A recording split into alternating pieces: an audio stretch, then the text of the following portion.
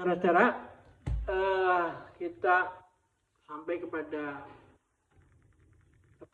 tema yang penting dalam rangka deepening dan broadening daripada Tai Chi ini, supaya kita bisa maju dengan baik. Nah, kali ini kita sedang menciptakan satu seragam baru untuk pelatihan. Nah, kita mengambil satu konsep yang berbeda dengan ilmu bela diri lain, yaitu apa? Kita tidak memulai dengan ban putih lalu meningkat sampai ban hitam. Itu satu cara pandang yang baru tahap awal daripada pandangan Charles Darwin, survival of the fittest. Jadi si sperma yang jutaan ini berkompetisi, dan yang terkuat bisa bisa membuahin telur. Nah, tapi di sini mulai terjadi hal-hal yang penting, karena dipelintir seolah-olah si sperma itu menguasai si telur itu. Inilah benih daripada konsep patriarki, itu semua dunia dikuasai oleh laki. Ya, akhirnya terjadilah survival of the fittest. Tapi ternyata pandangan Charles Darwin ini terus maju, tapi sengaja oleh orang yang sudah merasa dia mendapat keenaan menjadi the fittest, ya tidak diterjemahkan kan, tidak disosialisasikan. Nah, Charles Darwin mengatakan bahwa survival of the fittest itu tidak benar, karena alam semesta itu selalu bergerak dan tidak pernah berhenti barang sedetik pun. Nah, dari situlah lalu dia mengatakan bukan the fittest, bukan the strongest, orang yang paling pintar apa-apa, tapi orang yang bisa mengikuti perubahan itu. Nah, pada saat itulah sebenarnya terjadi pertemuan antara Barat dan Timur. Ya, jadi pandangan Barat yang visi, saya datang, saya lihat dan saya menang, itu yang disebut menang harus win-win kan? Ya, jangan the fittest selalu menjadi pemenangnya, menjadi takes off, mempunyai kesempatan oleh menguasai, itu Anda epistemik sudah salah, ya. Dan itu akibatnya sampai sekarang ini masih terasa kan. Lalu ingin mendapatkan menjadi orang nomor 1 paling kaya di dunia menurut majalah Forbes itu tuh. Nah, padahal sejak di dalam kandungan itu jari-jari bayi itu, antara jari-jari yang satu dan lain itu ada selaput. Tapi selama terus menjadi semakin matang selama 9 bulan itu, pada saat lahir itu si lapisan ini sudah hilang. Kalau enggak, dia lahir sebagai bebek kan, seperti bebek, dengan kaki tangannya seperti bebek. Jadi ada sesuatu di dalam diri manusia itu sendiri, atau satwa itu sendiri, sesuatu yang yang merasa bahwa saya sudah saatnya saya mundur, atau saya memberikan kesempatan, atau saya berhenti, biarkan yang lain tumbuh terus. Dan ini persis seperti pada enzim itu. Enzim itu kerjanya begitu, ya. Nah, dari situlah maka hidup ini selalu dikatakan bahwa Bhinneka Tunggal Ika itu harus menjadi ide dunia, ya. Jadi ide dunia itu jangan dikuasai oleh the fittest, Kalau di diabetes ya cobalah seperti sekarang ini, masing-masing menyediakan bom atom, ya, atau senjata pemusnah massal untuk menguasai, dan akhirnya semua ambruk semua. Nah, tapi tentu Sang Pencipta nggak akan membiarkan ini kan.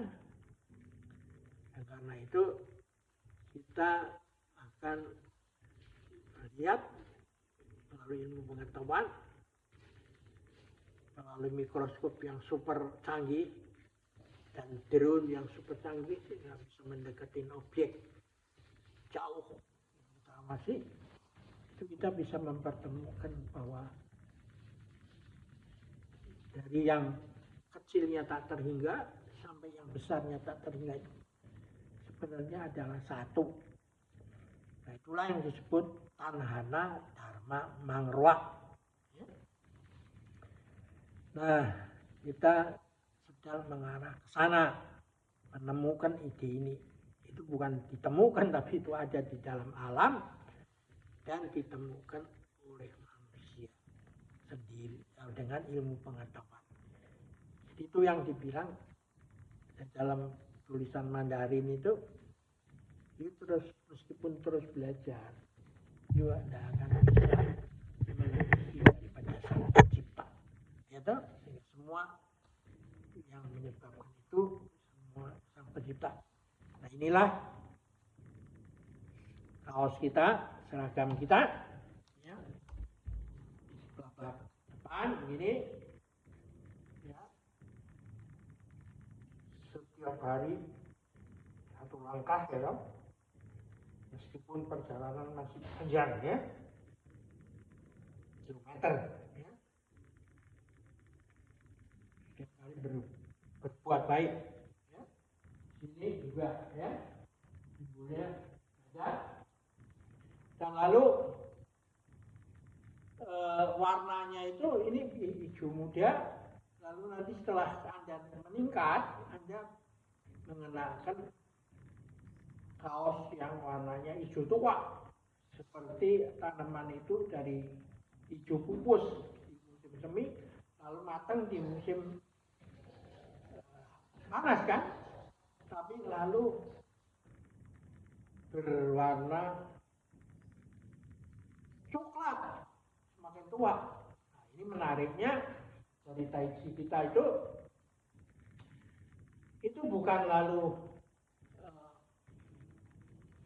meningkat ke warna hitam, tapi dia kembali ke warna putih. Ya. Ini warna coklatnya saya tunjukkan di sini. Ini suatu warna yang menunjukkan bahwa ini warna coklat tua. Ya. Setiap hari melangkah berkarya, ya.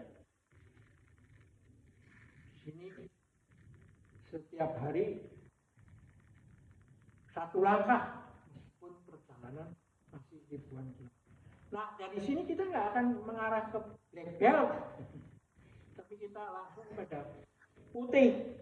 Putihnya yang putih yang kumal, yang sudah banyak kotoran di sana sini, karena orang bekerja, ya, punya pengalaman, kan? Ada mungkin nanti akan dibikin sedikit seolah-olah ditempel, dijahit seperti ada pernah robek, ditambal, itu seperti pengemis.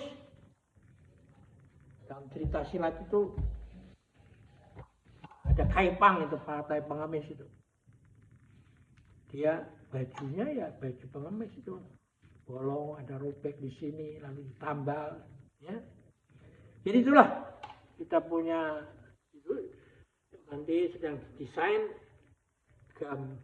baju atau seragam yang seperti pengemis itu dengan gambar yang putih, ya toh. Nah, satu lagi yang Anda perlu miliki juga ini topi. Topi ini ada Tai Chi Nusantara, ya. Mengapa?